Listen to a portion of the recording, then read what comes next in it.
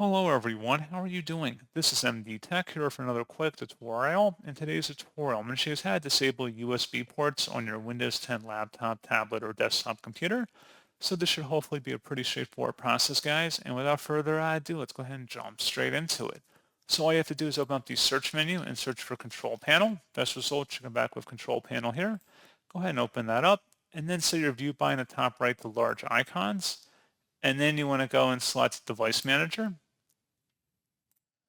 And now that we are in here, expand the Universal Serial Bus Controller section at the bottom, and then right-click on the USB drive you want to disable, and then select Disable Device, and that's all you have to do.